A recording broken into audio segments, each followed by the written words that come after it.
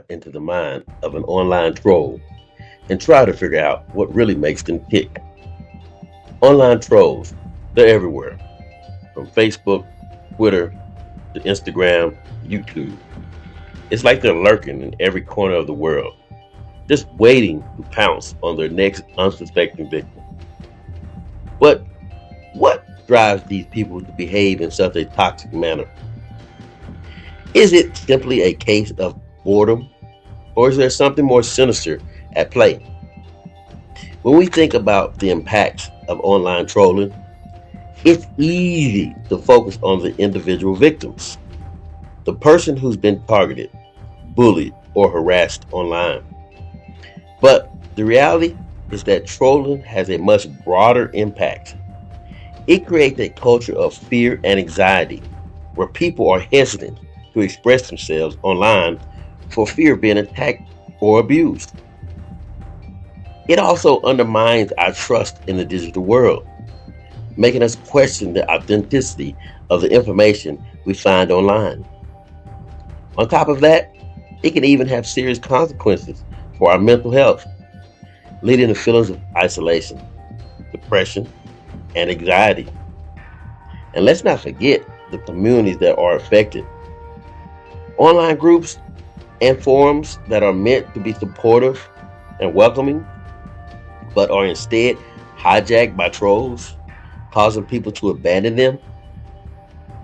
The impact of trolling can also be seen in the way it affects our online interactions. When we constantly on the edge, wondering when the next troll will strike, it changes the way we engage with each other online. We become more cautious, more guarded, and less willing to share our thoughts and opinions.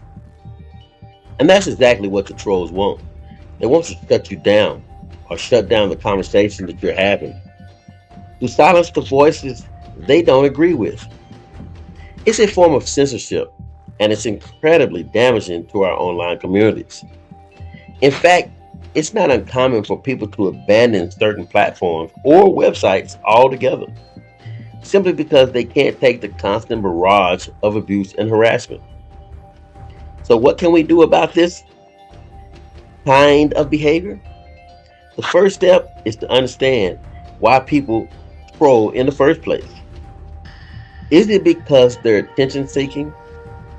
Or is it because they're trying to assert some kind of power or control over others? Is it because they're struggling with their own personal demons and they're taking it out on the world? The truth is, there's no one size fits all answer to this question because every troll is different. Me personally, I like to mess with the trolls. I tell them that they are the effect of molestation by an uncle or their dad. They hate that. So, what motivates someone to engage in trolling behavior? For some, it's about seeking attention. They want to be the center of a conversation, even if it means being the villain. For others, it's about asserting power or control over others.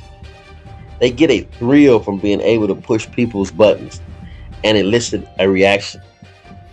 And then there are those who are simply bored or who are looking for a way to lash out at the world because some form of abuse that has happened to them in their life, I'm sorry.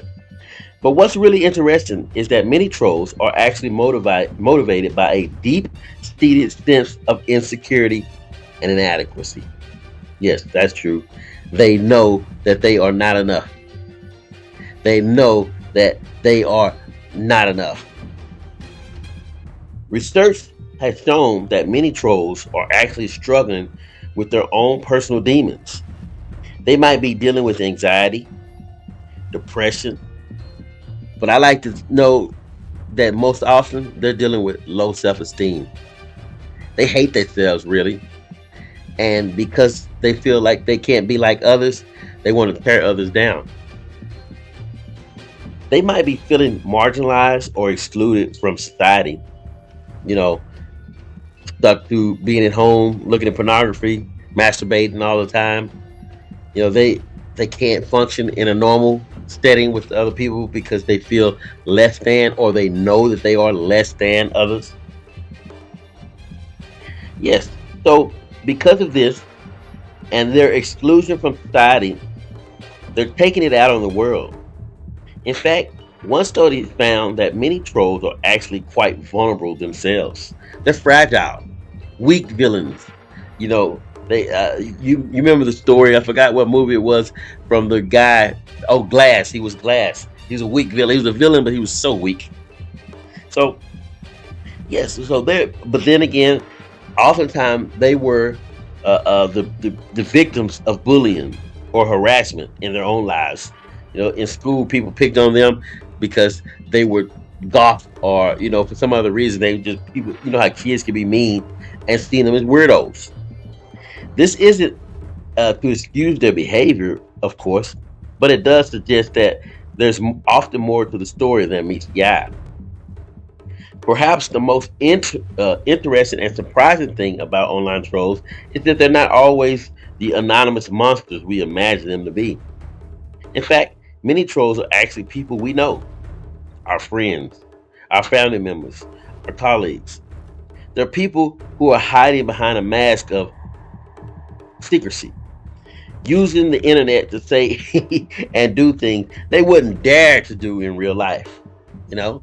So basically, a lot of times these trolls, you wonder how these trolls showed up in your life. It's because those trolls have been there, and they know that you are creating something. They see that you have a platform, that you're doing things, and they hate that for you. And it makes their life so miserable, so they'll create a fake page to come to your page to try to destroy you. That's what trolls do. They know. So this is what's really scary. The fact that we can't always tell who's behind the screen or what their motivations are. But that in itself is not always true, because I like to mess with them. I like to rib them. And at times they express who they are. They'll tell me, they'll say certain things to alert me to I know who they are, because of how they responded to something I said. And I'll be like, oh, I got you. And then all of a sudden they disappear and you never hear from them again. So what's the takeaway from all this? Well, for starters, we need to recognize that online trolling is a complex issue with many different facets. It's not just about individual bad apples, but about the culture and society we live in. We need to create spaces where people feel safe and supported, where they can express themselves without fear of being attacked or bullied. And we need to start taking responsibility for our own behavior online. We need to be kind, compassionate, and empathetic towards others. And we need to call out bad behavior when we see it. Now, this is the advice I'm giving you. I'm a little extra with mine, so I take it a little step further. Me personally, I like to ignite trolls by simply ignoring them during my live streams. Dealing with online trolls during live streams is an unfortunate reality many of us face. And today, I want to talk about a strategy that has been super effective for me: ignoring them. It may seem counterintuitive, but trust me, it's a game changer. Managing trolls is like streaming in live streaming can be a real challenge. They can be loud, disruptive, and distracting, taking away from the experience for everyone else. And as the streamer, it's your job to keep the mood light and engaging, while also dealing with these unwanted visitors. It's no easy feat, that's for sure. That is like a lot of times where the moderator comes in to handle the situation. But a lot of times, I like to be my own moderator because my moderators are too kind. So, but I do encourage my moderators to be, let's say, aggressive. Sometimes it feels like they're shouting into the void, trying to get a rise out of you or your viewers. Other times, they might be making personal attacks or spamming your chat with nonsense. A lot of times. Whatever their tactics, it's essential to stay focused and not let them get under your skin. The key is to maintain a sense of professionalism, even when faced with the most absurd or frustrating comments. And that's exactly where ignoring them comes in. But the whole goal of them is to make you lose your focus. Forget where you are because you're reading, you stop to read the comments to acknowledge the people that have actually showed up. And then you come across their comment and it's a little distilling to you. And so you tend to, in that little moment, you get shuffled and you forget where you are. You lose your train of thought. And in that situation, they feel like they won. So don't, if you have a problem with that and you can't, hey, don't read your comments. Read them later. Yeah, and you can address your audience and let your audience know, hey, I'll read your comments later and respond. So anything you have to say, leave it in the comment and I will respond. That's a good way. If what they say to you can be unsettling, that is a good way for you to do it. Otherwise, let them have it. which is which is the choice that I take. I let them have it and then I ignore them. When I first started streaming, I used to take the bait every time. I'd engage with trolls, trying to reason with them or shut them down.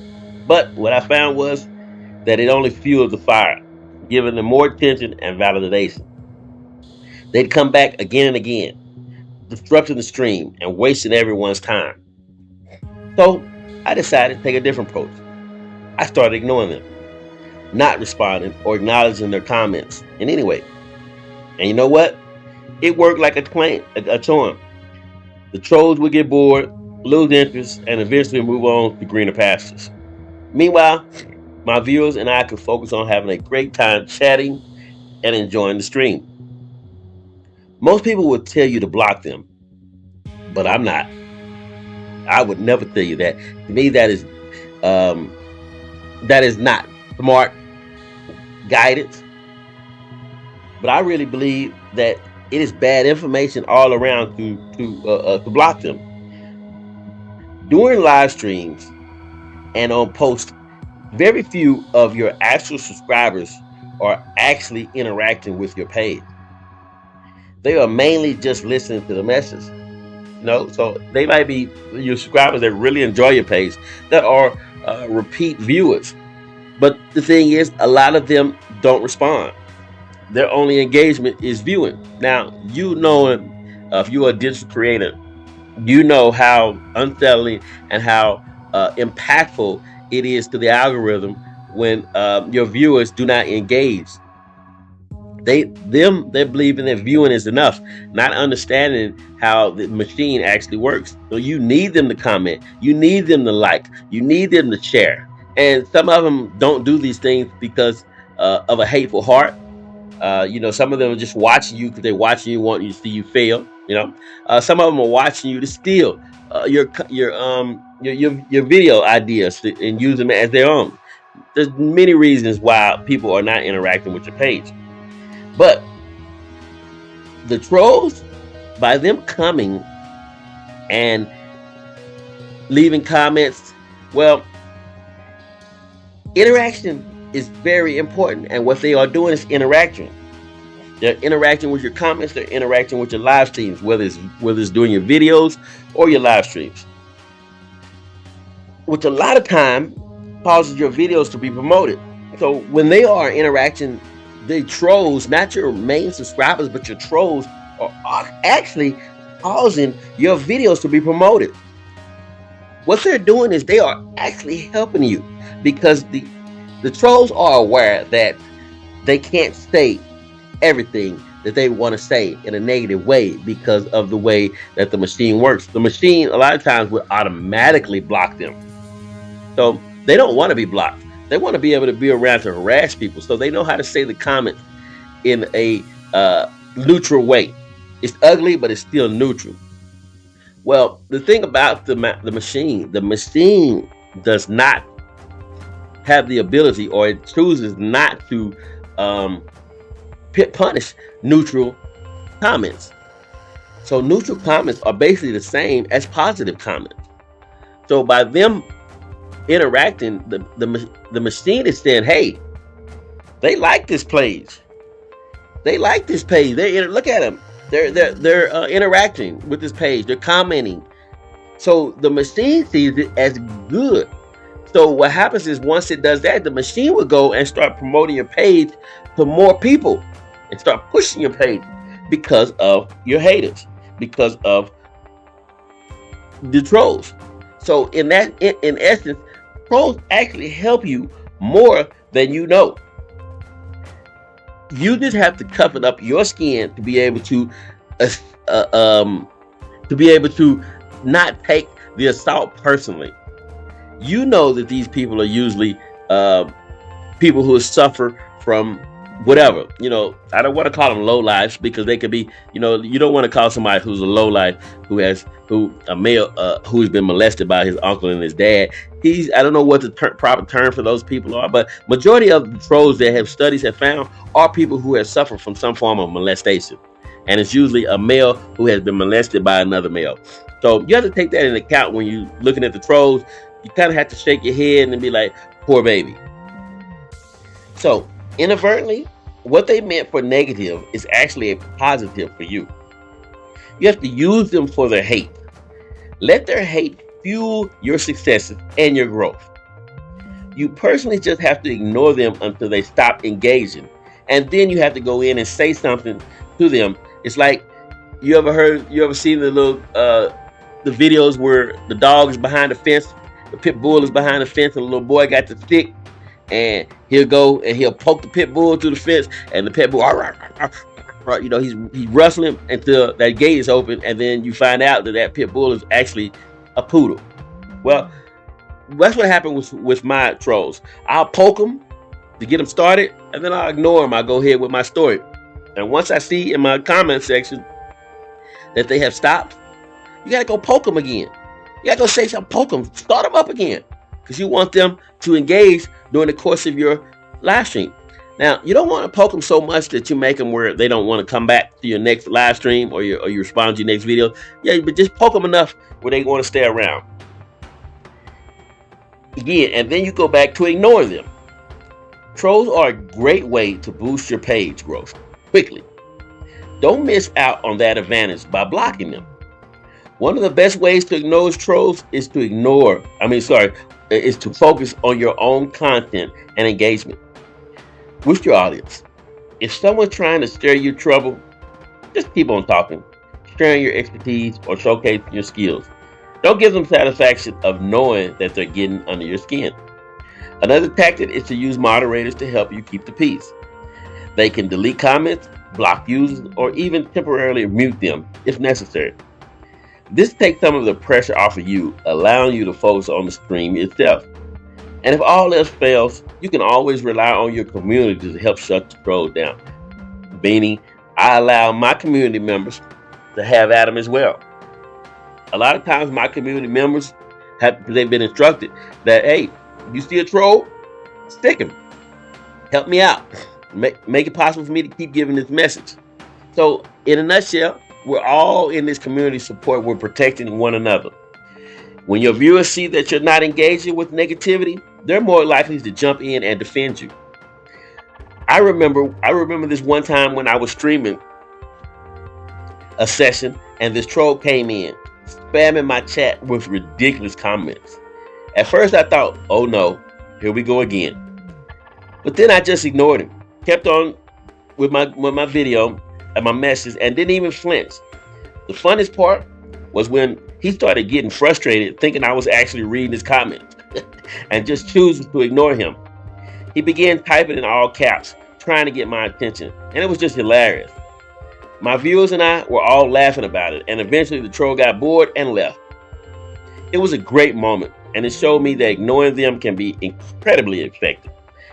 So a lot of times they're babies. They're like babies. You know how the babies, they'll do anything to get your attention. You're working and they're making noise. They're making, all types of things. That's what trolls are a lot of times. They want your attention. They need help. And that help is getting your attention. There was another instance when I was doing a question and answer session and this troll started making personal attacks on me. It was nasty stuff. And I could have easily gotten defensive or upset. But I took a deep breath, ignored the comment, and moved on to the next question. You know what happened? The troll just disappeared. My viewers were all supportive. sticking up for me and telling the troll to leave. It was an amazing to see, and it reinforced the idea that ignoring them is often the best course of action.